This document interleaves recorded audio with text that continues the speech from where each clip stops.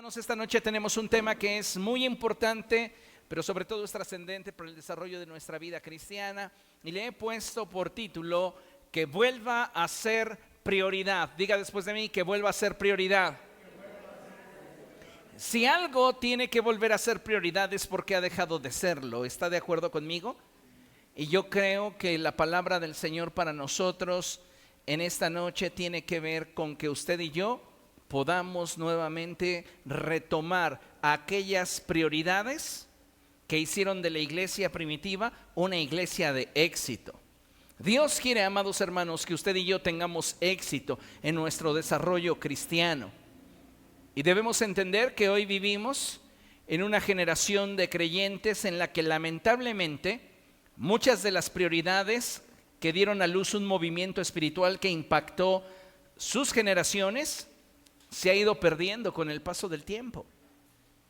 Es decir, en lugar de que con el paso del tiempo la iglesia fuese consolidando aquello que en un principio, en su nacimiento, le hizo fuerte, con el paso del tiempo lo hemos ido perdiendo. Hemos ido dejando de darle valor a aquellos fundamentos que hacen a la iglesia fuerte. Prueba de esto es que hoy no es común escuchar, como sucedió en el tiempo de la iglesia primitiva, el que se diga: estos que están trastornando el mundo entero han llegado también aquí. La iglesia, lamentablemente, poco a poco se ha ido amoldando al mundo actual, y esto ha ido debilitando su estructura, ha ido impidiéndole el poder avanzar y el poder trascender en su generación. Por eso es de suma importancia el que nosotros, como hijos de Dios, podamos tener en cuenta las palabras del rey David cuando él expresó algo que es muy importante. Y vaya conmigo al Salmo 11, verso 3, por favor. Salmo 11, verso 3.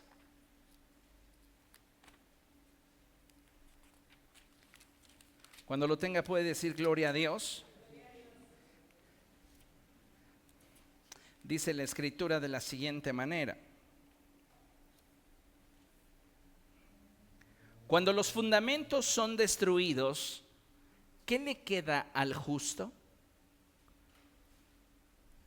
El Señor nos habla a través del profeta David y nos hace reflexionar sobre qué es lo que nos quedaría si nosotros como iglesia, si nosotros como pueblo del Señor perdemos nuestros fundamentos, perdemos aquello que debería estarnos consolidando. Como hijos de Dios e iglesia, debemos estar bien atentos sobre el correcto desarrollo de nuestra vida cristiana. Y para que esto acontezca, amados hermanos, necesitamos hacer ajustes. Esto es algo que muchas veces no nos resulta agradable, pero que siempre es necesario. Porque en la medida que usted y yo hagamos ajustes al desarrollo de nuestra vida cristiana, podemos garantizar el correcto avance de nuestra vida espiritual. Usted y yo necesitamos que nuestra vida cristiana avance como en un principio la iglesia avanzaba. La reciente pandemia de COVID-19 sacudió la forma de vida y la forma de relacionarse entre los seres humanos. Esta condición también afectó en gran medida la forma en la cual la iglesia venía avanzando. Sin embargo, a lo largo de la historia hemos observado cómo la iglesia debe continuar avanzando, y para que esto acontezca de acuerdo con la voluntad de Dios, cada uno de nosotros debe de aprender no solo a adaptarse, sino debe determinarse a superar cualquier obstáculo que pudiera impedirle cumplir con la voluntad de Dios. Si nosotros no estamos verdaderamente comprometidos con nuestro avance espiritual, va a ser muy fácil que poco a poco comencemos a deslizarnos de la gracia que se nos ha concedido. Por esto es importante que entendamos que cada uno de nosotros debe de organizar sus prioridades con base en el nivel de importancia que las cosas de Dios tienen para cada uno de nosotros. Si nosotros no tenemos como prioridad aquello que tenga que ver con el desarrollo y consolidación de nuestra vida espiritual, amados hermanos, esto poco a poco va a ir perdiendo en nuestra vida importancia. Y necesitamos darnos cuenta que si nosotros perdemos aquello que Dios ha colocado en nuestra vida, pues de nada nos va a servir o de nada nos va a redituar el estar practicando simplemente una religión. Recordemos las palabras del Señor Jesucristo cuando Él nos dijo que donde estaba nuestro tesoro, ahí estaría también nuestro corazón. Lamentablemente no siempre tenemos la convicción para mantener nuestras prioridades en orden. Y por esta razón es que cuando algo se nos dificulta, comenzamos a comprometer lo que para nosotros es menos importante. ¿Y cuántas veces justificamos el no cumplir con aquello que la palabra de Dios nos insta a hacer porque de repente nos surgen cosas que consideramos que son importantes? Pero te pregunto, ¿serán más importantes que lo que es esencial para tu desarrollo espiritual? Muchas veces, amados hermanos, estamos justificándonos detrás de actividades para verdaderamente eludir el compromiso que sabemos que Dios espera de cada uno de nosotros. Y creo que como hijos de Dios, si realmente lo que deseamos es conocerle más y vivir dentro de su voluntad, necesitamos comprometernos con Él. Y esto lo vamos a lograr solamente en la medida de establecer las prioridades que se alineen con el corazón de Dios. Si nosotros lo hacemos de esta manera, vamos a ver bendición en nuestra vida. Y yo estoy seguro que tu deseo y el anhelo de tu corazón es precisamente el ver la bendición de Dios sobre de ti. Les mencionaba al principio y considero que es algo en lo cual tenemos que estar reflexionando. Y esto tiene que ver con la calidad de iglesia que hoy tenemos, la calidad de cristianos que hoy somos. Si nosotros nos comparásemos con la iglesia primitiva, nosotros seríamos una iglesia más fuerte, una iglesia más contundente, una iglesia más disciplinada, una iglesia más comprometida, o simplemente nos hemos ido diluyendo con el paso del tiempo. Es importante que nos cuestionemos esto, no solo a nivel global, sino principalmente a nivel personal. Porque es importante que antes de señalar las carencias que pudiéramos encontrar en nuestro derredor, atendamos a las urgencias que vivimos de manera personal. Entonces, Dios nos ha llamado a ser una iglesia que brilla en medio de la oscuridad, a ser la sal de la tierra y la luz del mundo. Pero para esto tenemos que tener nuestras prioridades en orden. Amén. Entonces, mire, considere esto. ¿Qué es lo que usted quiere? ¿Quiere ser una iglesia fuerte o quiere ser una iglesia débil? En la imagen usted ve a dos diferentes personajes. Uno que tiene la capacidad de poder trascender en medio del obstáculo o la dificultad, y el otro que hasta la mínima cosa lo puede intimidar. ¿Qué clase de iglesia somos nosotros? Los cristianos de primer siglo, amados hermanos, no solo estaban dispuestos a sufrir por la causa del nombre de Jesús, muchos de ellos estaban dispuestos a morir por la causa de Jesús. Y esto es algo que nosotros tenemos que tener siempre presente. ¿Por qué? Porque Dios, amados hermanos, nos ha llamado a ser parte de una iglesia que brilla, una iglesia que trasciende. No podemos conformarnos simplemente con venir a la iglesia y creer que de esta manera nosotros hemos cumplido. Tenemos que afinar nuestro corazón y afianzarlo de aquello que la palabra de Dios nos enseña que es fundamental para poder alcanzar el propósito de Dios. Miren, la lámina dice lo siguiente: Como hijos de Dios e iglesia de Jesucristo, necesitamos retomar aquellas prácticas que a lo largo del tiempo hemos ido perdiendo, de manera que ninguno de nosotros caigamos en omisiones o negligencia, a fin de que podamos perseverar unánimes en la obra de Dios. Si usted y yo retomamos aquellas prácticas que con el paso del tiempo hemos ido perdiendo, entonces le puedo asegurar que ninguno de nosotros va a caer en omisiones o negligencia. La omisión puede darse por ignorancia, pero la negligencia se da porque carecemos de las prioridades que nos pudieran dirigir a cumplir con lo que es necesario. Y vean lo que enseña el apóstol Santiago. Vamos a Santiago, capítulo 4, verso 17. Cuando usted lo tenga, diga gloria a Dios. Bien, dice la escritura así: así que comete pecado todo el que sabe hacer el bien y no lo hace. Cuando nosotros caemos en una situación de negligencia, nosotros estamos pecando contra la verdad. Nosotros estamos pecando contra el Señor. Cuando nosotros caemos en un acto de omisión, nosotros estamos apartándonos de la voluntad de nuestro Dios. Entonces, si queremos ser una iglesia fuerte, necesitamos recuperar nuestras prioridades y comprometernos de forma consciente y consistente para que Dios manifieste su gracia en nosotros.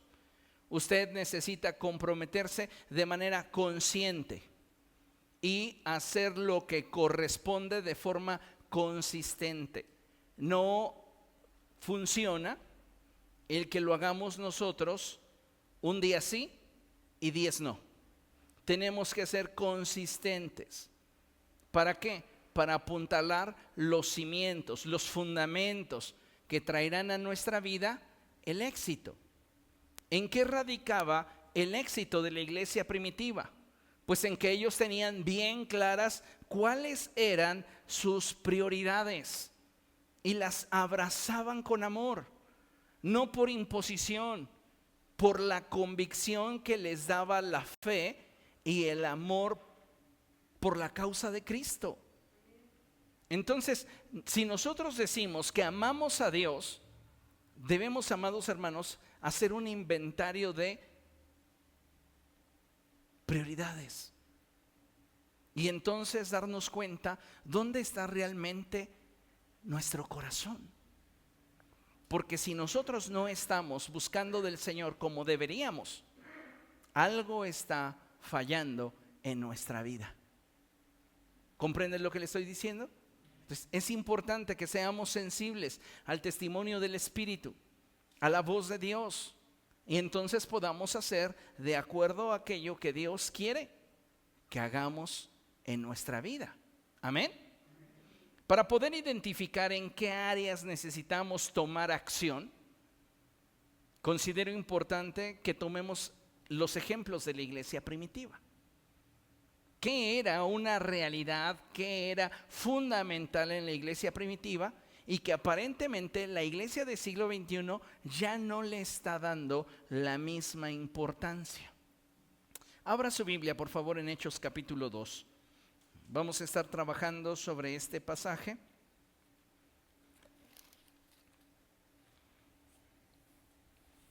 Y hay muchas implicaciones en este pasaje a las cuales debemos de darle la importancia que realmente merece. Hechos capítulo 2. Amén. Bien, dice la escritura de la siguiente manera: cuando llegó el día de Pentecostés, estaban todos juntos en el mismo lugar.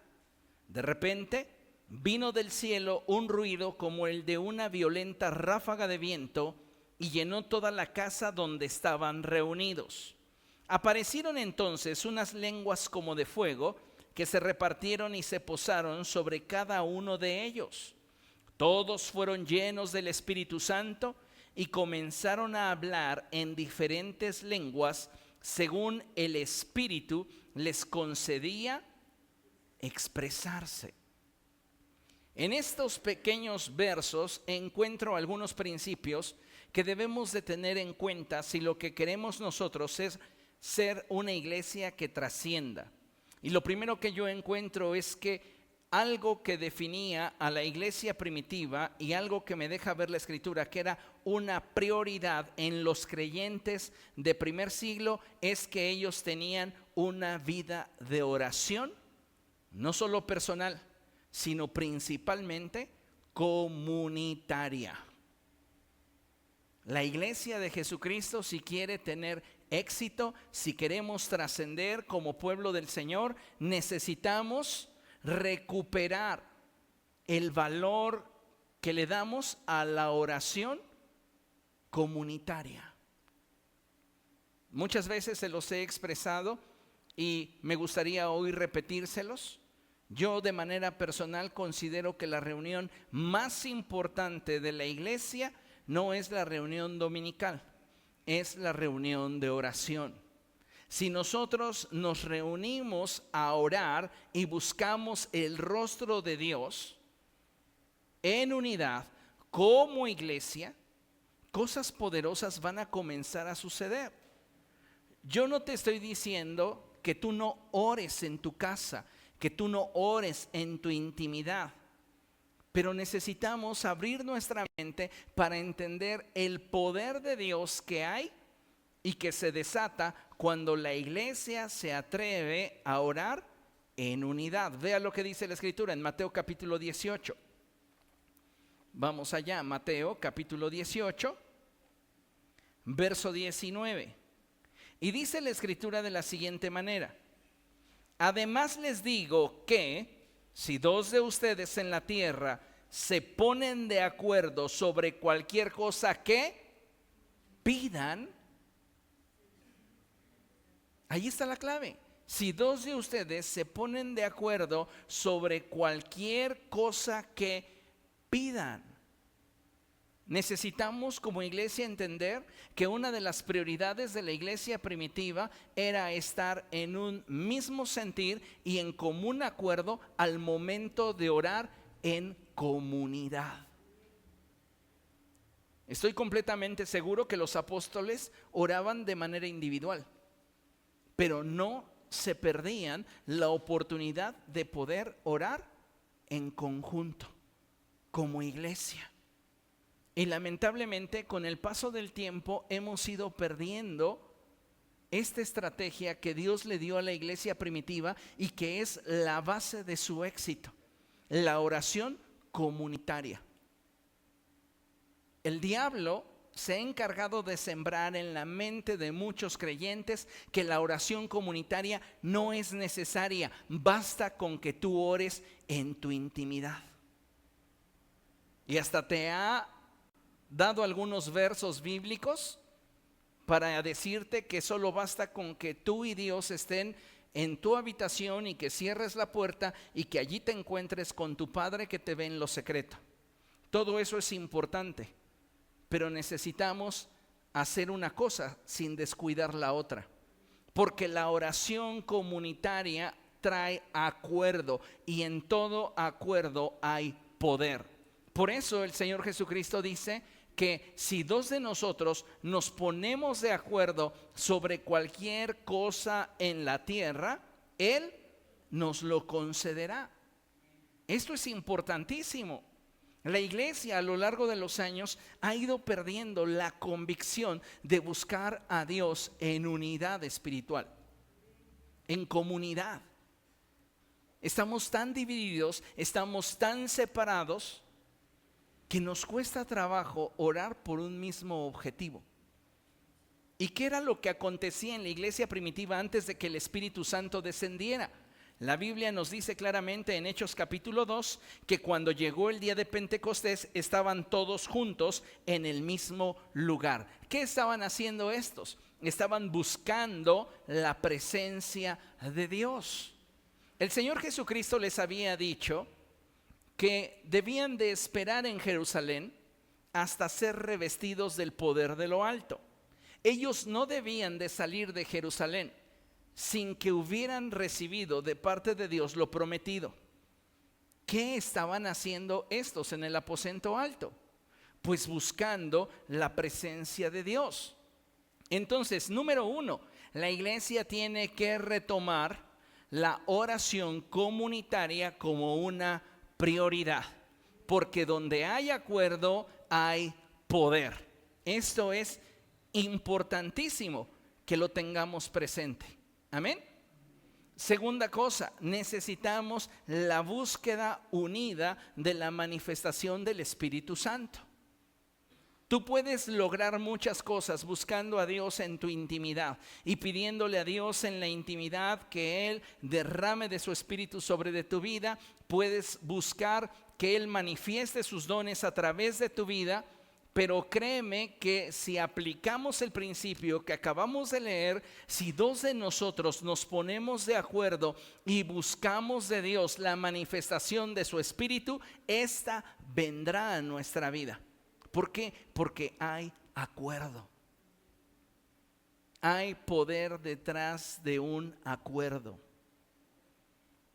A mí me resulta muy impresionante cómo la Escritura nos narra, ahí en Génesis capítulo 11, que los hombres tomaron una sola visión, que era la de construir una torre. Ellos intentarían que ésta llegara hasta el cielo. Fue tan asombroso el nivel de acuerdo que ellos estaban teniendo que Dios lo destacó. Y nosotros, amados hermanos, necesitamos darnos cuenta cómo en el acuerdo hay poder. Como hijos de Dios, usted y yo necesitamos venir a la presencia de Dios a suplicar que su Espíritu Santo sea derramado no solo sobre nuestra vida, sino sobre la vida de aquellos que nos rodean. ¿Por qué? Porque de esta manera nosotros estaremos entrando en el secreto de Dios y no solamente pidiendo por nosotros, sino intercediendo por aquellos que con nosotros invocan el nombre del Señor. ¿Quieres una manifestación poderosa del Espíritu Santo sobre de tu vida? Pídele a Dios que Él llene a su iglesia de su presencia. Cada vez que tengamos la oportunidad de orar juntos, busquemos que Dios manifieste su Espíritu Santo en medio de todos nosotros. ¿Por qué? Porque nos estamos moviendo bajo el principio del acuerdo. Ahora, dice la Escritura que después de que el Espíritu Santo descendió sobre de ellos, ellos comenzaron a hablar en diferentes lenguas según el Espíritu les concedía expresarse. Esto es muy importante porque cuando estamos nosotros en comunidad, tenemos que buscar la manifestación y el ejercicio de la manifestación de los dones del Espíritu Santo. ¿Dónde vamos a manifestar las dádivas y la gracia de Dios derramada sobre nuestra vida, los carismas de Dios? En la iglesia. Usted puede estar muy ungido, pero si no sale de su casa, la unción en usted no tendrá la capacidad de bendecir a otros. Y los dones del Espíritu Santo nos han sido dados para la edificación del cuerpo de Cristo. ¿Dónde operan y dónde deberían manifestarse los dones del Espíritu Santo? En la iglesia. Es en la iglesia donde debe de manifestarse el don de profecía. Es en medio de la comunión de creyentes donde debe de manifestarse el don de sanidades. Es donde debe de manifestarse el don de milagros, el don de fe, el don de discernimiento, el don de palabra de ciencia.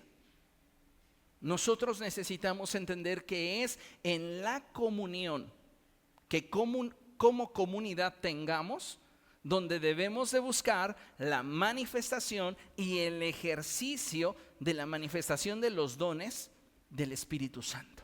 Es decir, cuando estemos reunidos debemos de buscar que la presencia de Dios se manifieste. Es lo que estos cerca de 120 estaban buscando, que la promesa del Padre se manifestase sobre de ellos, porque tenían conciencia de lo dicho por el profeta Joel, el cual decía: después de aquellos días derramaré de mi espíritu sobre todo el género humano. Ellos estaban buscando el cumplimiento de las promesas de Dios. Y una vez que el espíritu fue derramado sobre de ellos, en comunidad comenzaron a ejercer y manifestar los dones del Espíritu Santo. Que estos dones espirituales posteriormente bendijeron a su comunidad, esto es cierto. Como cuando Pedro y Juan iban a la oración y se encontraron a un hombre cojo a las puertas del templo. Y el apóstol Pedro le dice a ese hombre: yo no tengo plata ni oro, pero lo que tengo te doy. En el nombre del Señor Jesucristo, levántate y anda. Ese hombre al instante se levantó y entró adorando y alabando al Señor. Podemos darnos cuenta cómo los carismas y la unción desatada en la comunidad comenzaba a tocar la sociedad que les rodeaba. Pero ¿dónde se tuvo que ejercitar el don? En comunidad, en la iglesia. Cada vez que nosotros estamos en unidad es para que podamos nosotros edificarnos mutuamente, para que nosotros podamos ejercitar la gracia recibida de parte de Dios. Amén. Bien, dice la Escritura, y avanzamos por favor hasta el verso 14. El Espíritu Santo desciende, ellos comienzan a manifestar los carismas de Dios y la gente comienza a burlarse y empiezan a decir que están borrachos. Y en el verso 14 el apóstol Pedro toma la palabra y dice: compatriotas judíos y todos ustedes que están en Jerusalén, déjenme explicarles lo que sucede. El apóstol Pedro comienza a predicarles el mensaje del Evangelio. Y el mensaje del Evangelio, para aquellos que no conocen de Dios, requiere de una explicación detallada. ¿Sabe cómo la iglesia del siglo XXI sintetiza el mensaje del Evangelio? Cristo te ama. Y no es que esté mal, pero la gente necesita escuchar toda la verdad. Y toda la verdad es que Dios se hizo hombre para darle solución al problema que el hombre mismo se ocasionó. Y el problema que el hombre se ocasionó fue el que al desobedecer a Dios, este fue privado de la presencia de Dios y fue sentenciado a muerte. Y por causa de esa transgresión, Dios envió a su Hijo para que todo aquel que en Él creyera no se perdiese, sino que tuviese vida eterna. El mensaje del Evangelio, amados hermanos, no puede simplemente limitarse al hecho de que Dios nos ama. Necesitamos explicarle a la gente que el amor de Dios para con nosotros ha sido tan grande que Dios hizo que Jesús viniera al mundo a morir en nuestro lugar. Y es lo que el apóstol Pedro hace. Él comienza a hablarles acerca de lo que está aconteciendo y a darles una explicación de aquello que ellos están observando y de lo cual están siendo testigos. Pero llega un punto en el cual el apóstol Pedro comienza a hablarles de Jesús. Les explica que no están borrachos, que lo que están viendo es lo dicho por el profeta Joel, y comienza a explicarles lo que sucede, y luego vincula esta manifestación sobrenatural del Espíritu Santo con la esencia del Evangelio. Verso 22. Pueblo de Israel, escuchen esto. Jesús de Nazaret fue un hombre acreditado por Dios ante ustedes con milagros, señales y prodigios, los cuales realizó Dios entre ustedes por medio de él, como bien lo saben.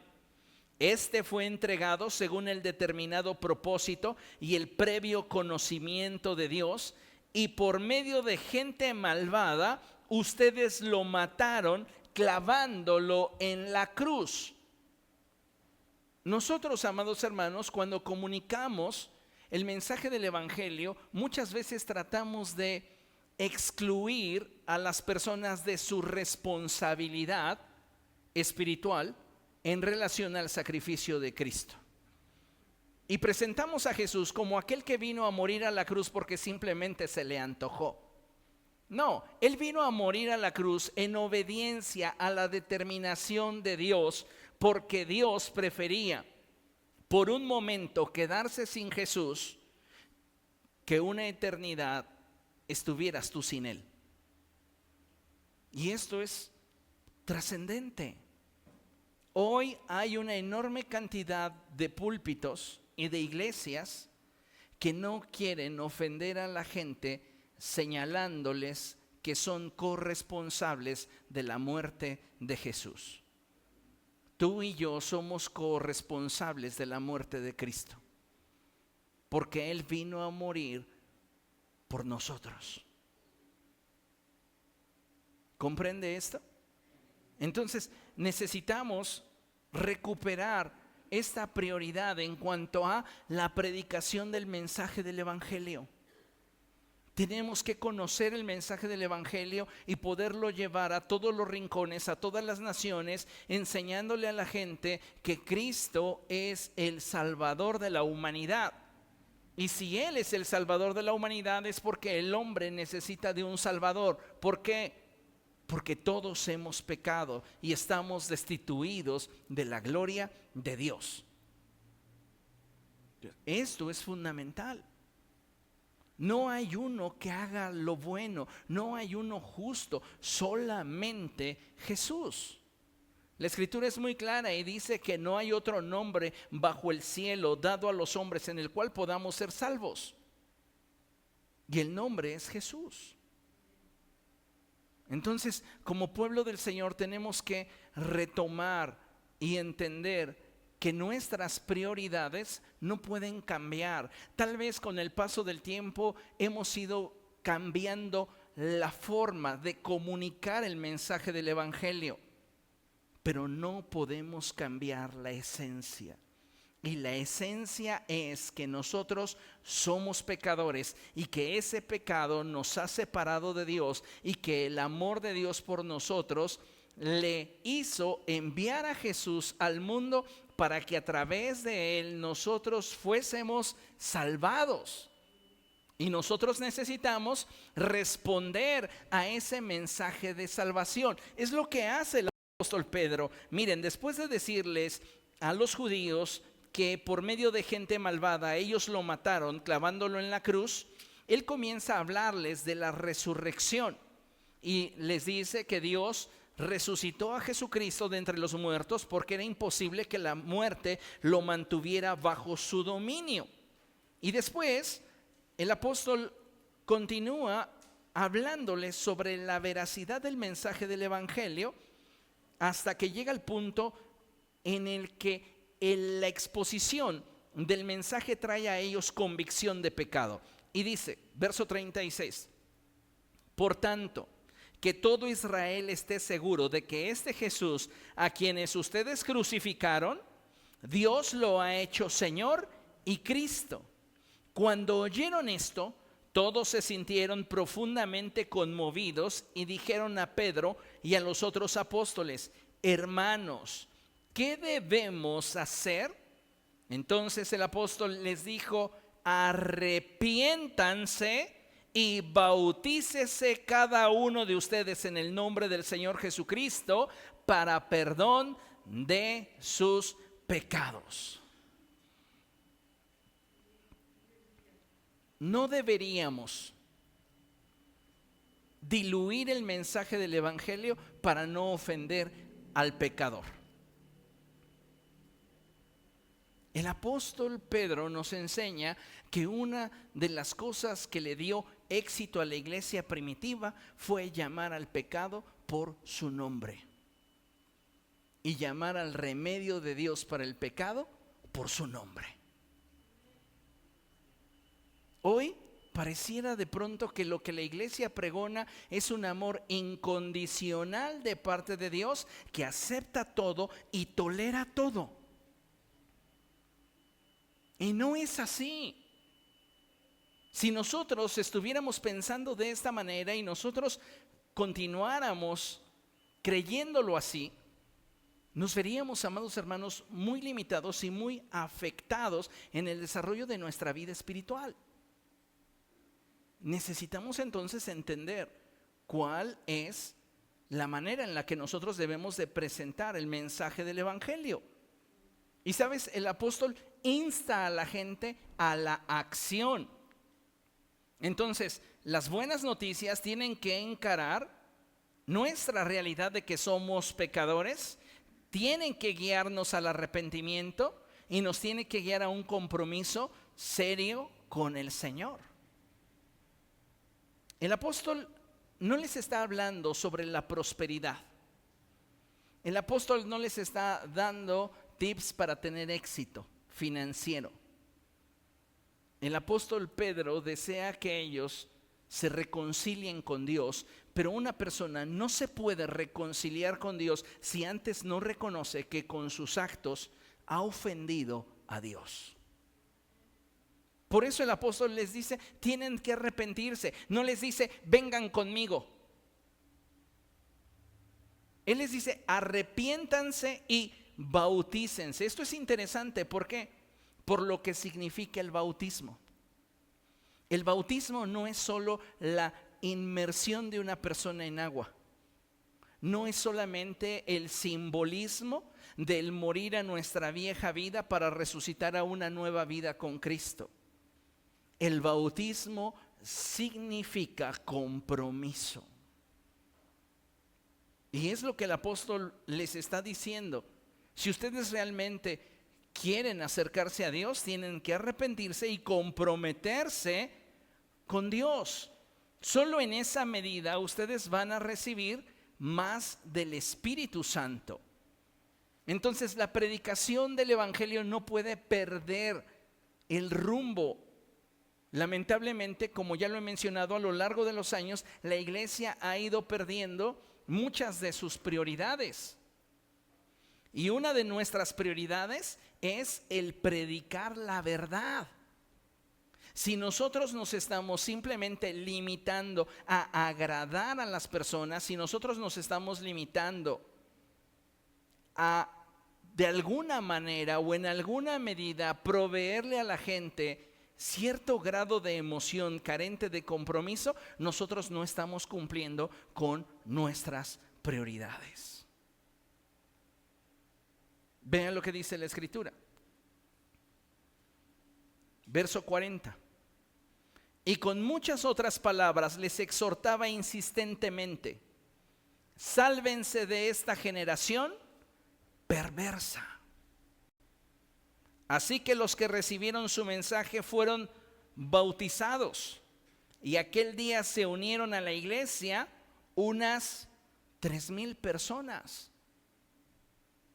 El mensaje del apóstol Pedro no es un mensaje que podríamos decir, wow, qué bárbaro, se voló la barda.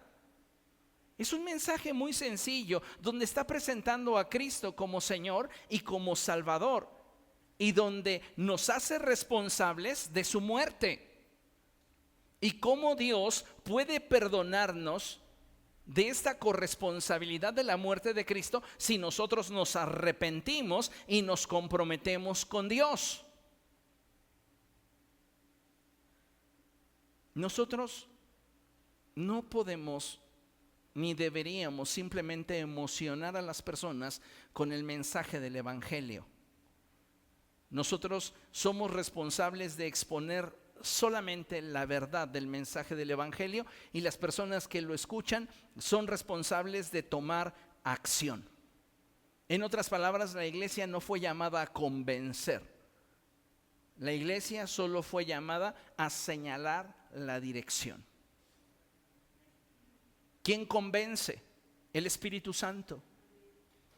Si usted insiste e insiste en que una persona se acerque a Dios, que vaya a la iglesia, puede usted convencerle de diferentes maneras. Pero es probable que cuando esa persona pierda el interés, deje de hacer aquello que en su momento usted le convenció de hacer.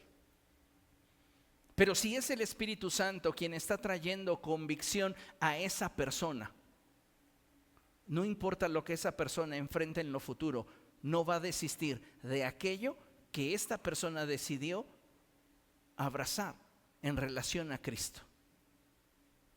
Los cristianos de primer siglo, amados hermanos, muchos de ellos fueron apedreados, muchos de ellos fueron quemados vivos, muchos de ellos fueron partidos por mitad, otros tantos fueron lanzados a los leones. Y no negaban su fe. Muchos de nosotros hoy no estamos preparados para ese nivel de compromiso. ¿Por qué? Porque no tenemos las mismas prioridades. Si hoy se nos atraviesa algo que consideramos que para nosotros es importante y tenemos entonces que tomar la decisión entre hacer aquello que como cristianos nos comprometimos a hacer o aquello que en este momento yo tengo como urgencia o necesidad de hacer, la gran mayoría de nosotros vamos a dejar para después lo que me comprometí a hacer con Cristo para darle prioridad a aquello que en este momento yo quiero o necesito hacer. ¿Por qué? Por nuestros niveles de prioridades. Y sabe, como hijos de Dios debemos de tener esto muy claro. Nosotros tenemos que ser gente de prioridades. Cuando la gente es convencida por el Espíritu Santo, sus conversiones son genuinas, son auténticas. Cuando una persona se acerca a Dios por diferentes motivaciones, esa persona, cuando aquello que le motivaba terminará también su interés. Vean lo que nos enseña la Escritura, solo como un ejemplo. Hechos capítulo 19.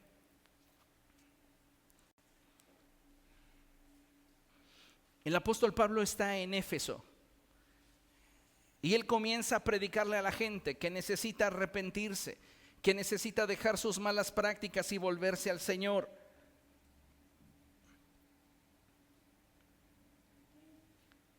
Y entonces se da lo siguiente.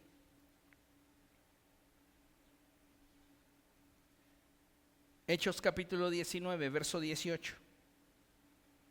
Dice la Escritura así: muchos de los que habían creído llegaban ahora y confesaban públicamente lo que habían hecho. Vea el nivel de convicción que el Espíritu Santo estaba manifestando sobre esta generación a consecuencia de la predicación del apóstol Pablo, que la gente estaba tan arrepentida que confesaba públicamente sus pecados. Ahora, no se quedaban simplemente en algo que podría haber sido fruto de una psicosis colectiva. No se quedaron simplemente en una emoción superficial. Ellos tenían una convicción y la convicción siempre te va a llevar a la acción. Verso 19. Un buen número de los que practicaban la hechicería juntaron sus libros en un montón y los quemaron delante de todos. Cuando calcularon el precio de aquellos libros, resultó un total de 50,000 monedas de plata. Imagínense el valor que tenían esos libros de hechicería y cómo estas personas, cuando tuvieron la convicción de seguir a Cristo, tomaron la determinación de comprometerse seriamente con el Señor. Y entonces tomaron sus libros de hechicería y los quemaron. Fácil hubiera sido, pues los vendemos y el dinero lo donamos para la iglesia. Pero ellos tenían clara una convicción, y es que tenían que ser libres de aquello que los había atado. Y ellos no querían ser un canal para que otros estuvieran atados como en su momento ellos lo estuvieron. Entonces la opción para ellos era destruir esos libros de hechicería. ¿Qué trajo esto como resultado? La Biblia dice que la palabra del Señor crecía y se difundía con un poder arrollador. Eso es muy interesante porque a veces pareciera, amados hermanos, que no estamos teniendo el impacto que deberíamos de tener en nuestra generación porque precisamente no estamos partiendo de un compromiso profundo con Cristo. Nos estamos quedando muy a la distancia de lo que debería ser un verdadero compromiso con Jesús. ¿Comprende esto? Volvamos a Hechos capítulo 2.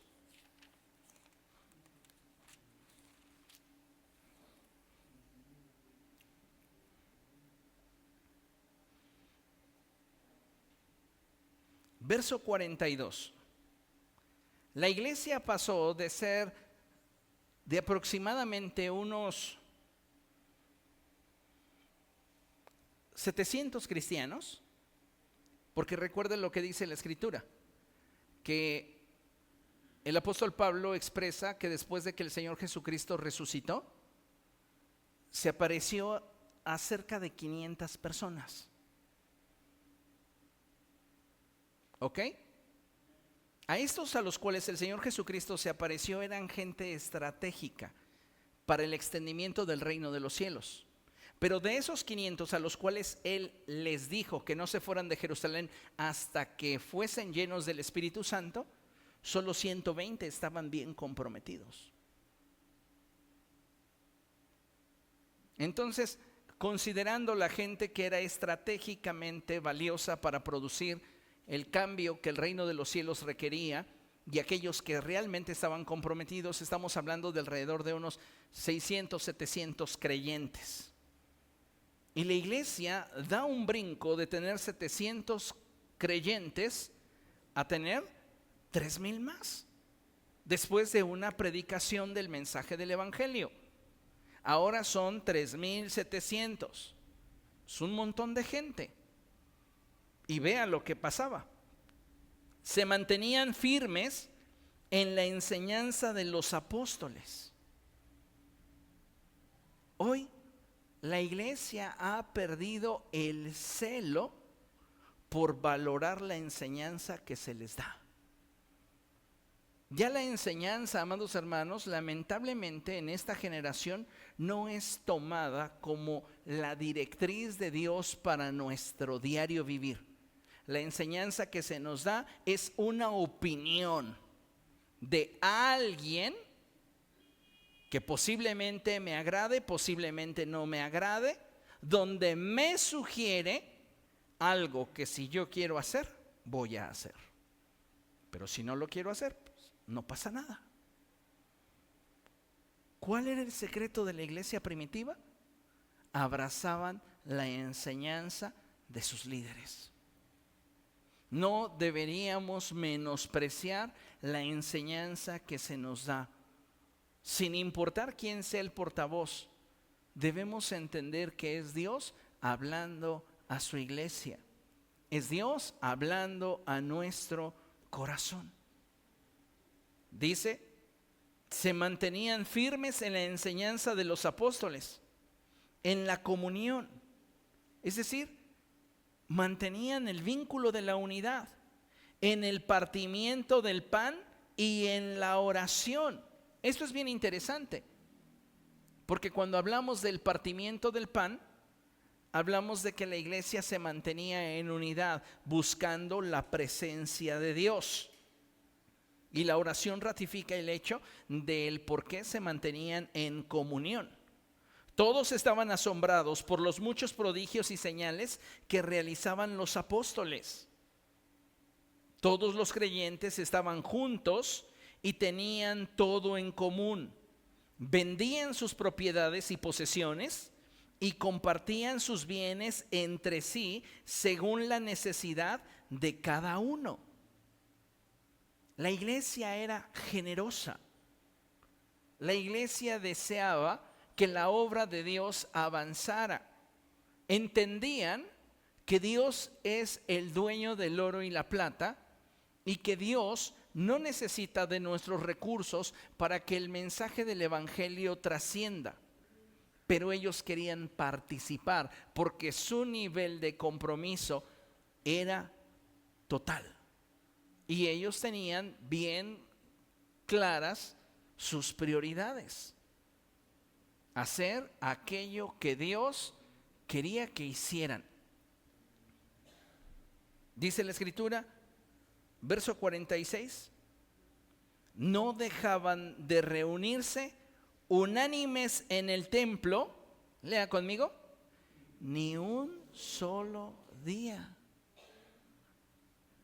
Yo creo que la iglesia primitiva estaba llena de puros vagos. Y la iglesia del siglo XXI de pura gente trabajadora. Pues ¿quién va a tener tiempo de reunirse todos los días? ¿Solo un vago? ¿Sí será eso? ¿O la iglesia se había convertido para estos nuevos creyentes en una prioridad? ¿Qué cree que era?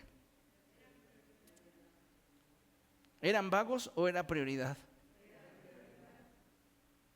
¿Y por qué la iglesia del siglo XXI ha perdido ese deseo por estar en comunidad?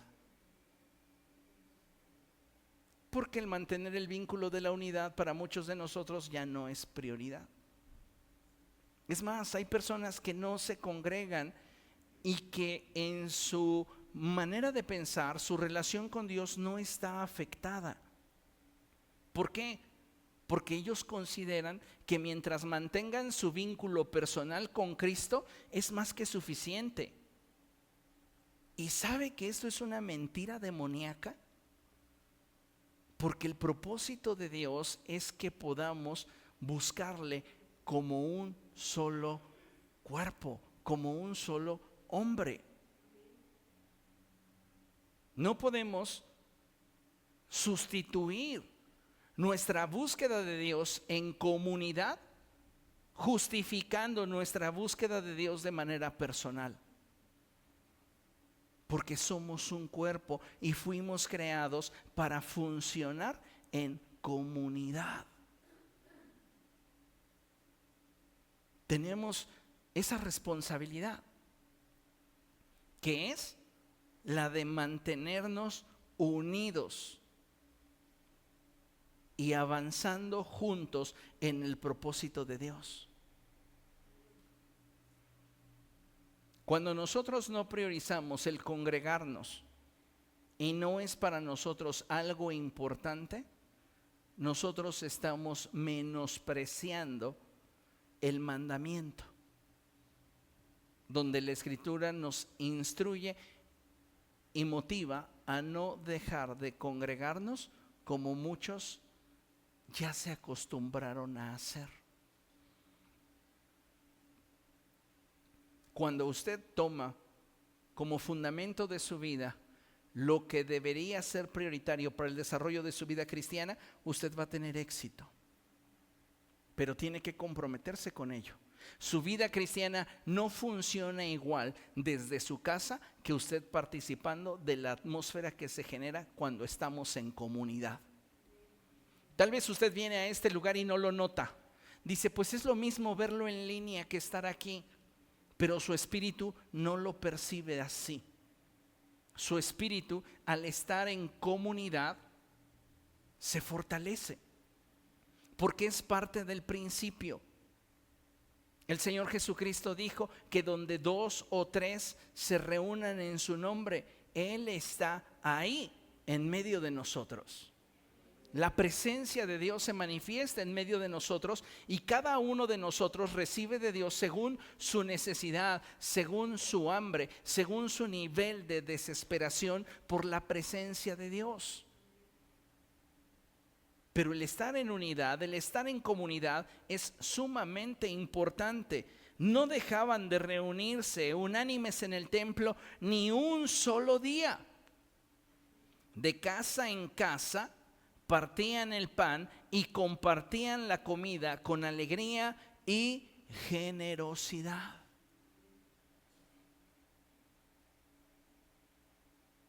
Es importante que nosotros podamos ver todo lo que estaba aconteciendo en la iglesia del primer siglo y cómo el que tuvieran sus prioridades claras les permitió a ellos convertirse en un factor de transformación en su generación.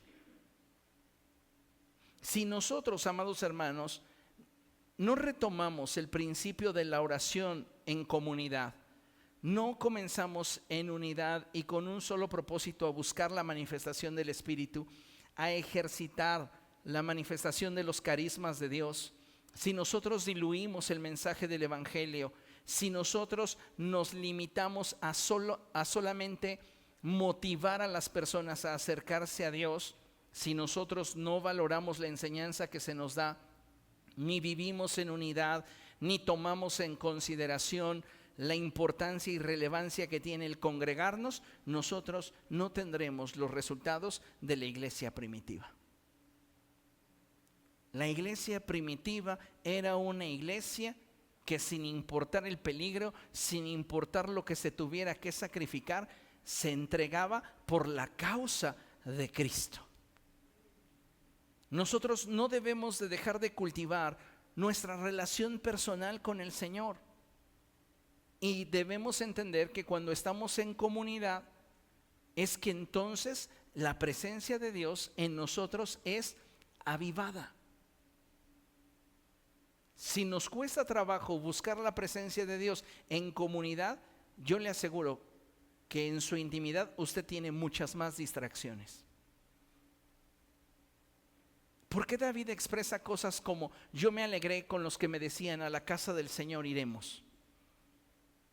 Porque él sabía que al estar con otros creyentes adorando al Señor, él iba a poder conectarse con Dios de una manera mucho más fácil, mucho más profunda, que si lo intentaba hacer a solas.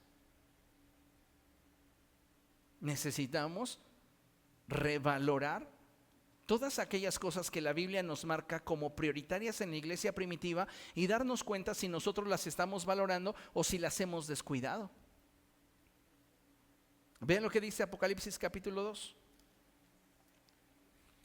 En esta porción de la Escritura, el Señor examina la vida de una iglesia, la iglesia de Éfeso, y le expresa algo muy fuerte. Y dice a partir del verso 2: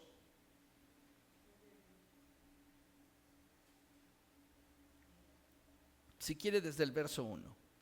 Escribe al ángel de la iglesia de Éfeso. Cuando usted encuentra esta expresión en la Escritura, el ángel de cada iglesia es el pastor o el líder principal de esa iglesia. Entonces, lo que el Señor está diciéndole a Juan es: esta porción que te voy a hablar se la vas a enviar directamente al pastor de esa iglesia. Porque déjeme decirle algo, Dios trata con los pastores directamente. Necesitamos llegar a ese nivel de entendimiento, porque a veces creemos o llega a suceder que la gente piensa que son ellos los que necesitan actuar. Y cuando hay de parte de la iglesia una actitud incorrecta hacia la autoridad que fue establecida por Dios, esto puede catalogarse como rebelión. ¿Qué es lo que la iglesia tiene que hacer? Lo que la iglesia tiene que hacer es pedirle a Dios que Él trate con su líder, que Dios le hable a su pastor, que Dios ministre a los líderes de la iglesia. Por esta razón el Señor Jesucristo le dice a Juan: escribe al ángel de la iglesia de Éfeso. Esto dice el que tiene las 7 estrellas en su mano derecha. Diga después de mí: 7 estrellas. El número 7 habla de plenitud y las estrellas representan el poder que hay en Dios para sostener todas las cosas. En otras palabras, esto dice el que tiene la autoridad absoluta sobre la iglesia. Esto dice el pastor de pastores. Esto dice el que se pasea en medio de los 7 candelabros de oro. El candelabro representa a la iglesia. En otras palabras, esto dice el que tiene la autoridad total sobre la iglesia y el que le da vida a la iglesia. Amén. Verso 2. Conozco tus obras, tu duro trabajo y tu perseverancia. Sé que no puedes soportar a los malvados y que has puesto a prueba a los que dicen ser apóstoles, pero no lo son, y has descubierto que son falsos. Has perseverado y sufrido por mi nombre sin desanimarte. Sin embargo, tengo en tu contra que has abandonado tu primer amor. Recuerda de dónde has caído, arrepiéntete y vuelve a practicar lo que en un principio era prioridad. Lo que en un principio era prioridad. La iglesia primitiva nos es ejemplo a nosotros, la iglesia del siglo XXI, de aquello que en el principio era prioridad. Y debemos retomar la oración en comunidad. Debemos de retomar la búsqueda en comunidad de la manifestación del Espíritu Santo, la búsqueda en comunidad del ejercicio de los carismas de Dios. Debemos de priorizar que nuestra predicación no seduzca los sentidos de quienes nos escuchan, sino que el Espíritu Santo hable a través de nosotros y produzca en ellos convicción que los lleve a la acción, al compromiso. No basta con que nos ganemos la simpatía de nuestra comunidad. No estoy diciendo con esto que nos hagamos odiosos ante nuestra comunidad, pero sí es importante que entendamos que en algún momento el mensaje, no tú, ofenderá a aquellos que caminan en tinieblas. Nosotros podemos incomodarles por ser los portavoces del mensaje del evangelio, pero quien les va a ofender es la palabra misma. No eres tú quien debería de señalar los pecados y los errores de la gente. Deja que sea Dios. Tú presenta el mensaje del evangelio como debe de ser y que Dios traiga convicción. Pero el problema es cuando nosotros queremos solamente ser agradables a la comunidad. Se nos olvida a veces que hemos sido llamados por Dios a ser la sal de la tierra. Si usted se echase un puñado de sal en la boca, ¿qué es lo que cree que haría su cuerpo? Lo va a escupir, lo va a vomitar. Es lo que hace el mundo con la iglesia. Pero nosotros queremos ser el caramelo. No puede ser. La iglesia primitiva brilló en medio de las tinieblas porque marcaba una clara diferencia. No podemos hacernos a la forma del mundo. Sí, hemos modificado nuestra manera de presentar el mensaje del evangelio, pero no podemos comprometer la esencia. Y esto es algo muy importante que como iglesia debemos de tener presente. Amén. Necesitamos también como prioridad buscar la santidad y la pureza. Esto es fundamental. La iglesia primitiva buscaba la santificación personal y su santificación comunitaria. El único que santifica es Dios. No es tu disciplina, no es tu nivel de esfuerzo, no es que tanto te reprimas, es que tanto estás dispuesto a menguar para que Dios cumpla su propósito en nuestra vida. Vea lo que dice la Escritura en Hebreos capítulo 12, verso 14. Hebreos capítulo 12, verso 14.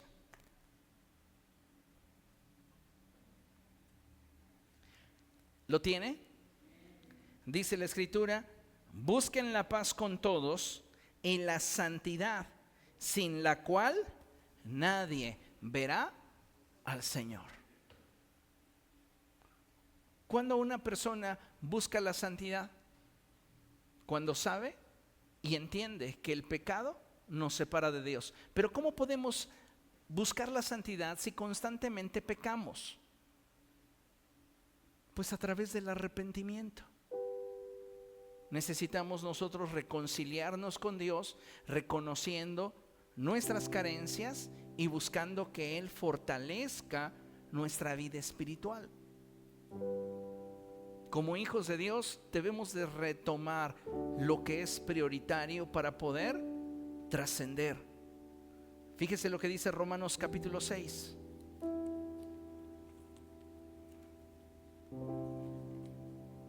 Ahí en el verso 19